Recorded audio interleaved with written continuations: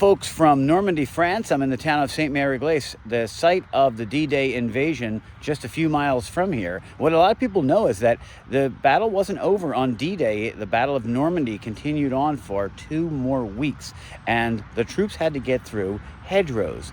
And if you're wondering why I'm stopped at the side of the road, it's because I want to show you how the battle turned out.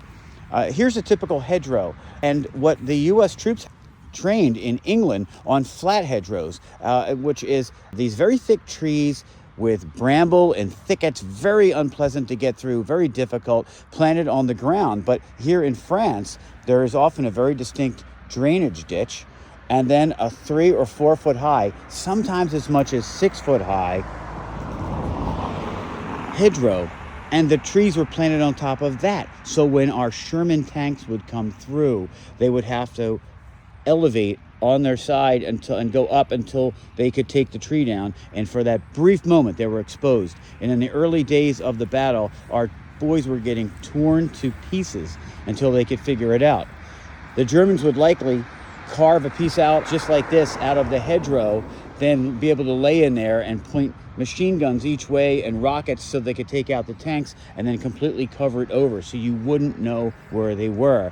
And it wasn't until some soldiers from the 4th ID were sitting around and trying to figure out what to do, and one hillbilly from the South, who was a private, said, "Boy, if we could put some saw teeth on the bottom of our tank, that would be good." And before the other soldiers could laugh at him, his sergeant said, "Be quiet, tell me more." And they fashioned saw teeth out on the edge of a Sherman tank so that it would cut through and then take out the tree in one motion, which was much better. And when Omar Bradley heard it, he had 250 made immediately. And that was a case where Yankee ingenuity defeated 4 years of German preparation. So that's a little bit on the hedgerow battle here in Saint-Mary-Glace. Side note, for any of you who know history, Saint-Mary-Glace is the holy grail for us paratroopers. It was the site of the landing and first victory, and I've always wanted to come here. Okay, folks, from Normandy, France, see you later.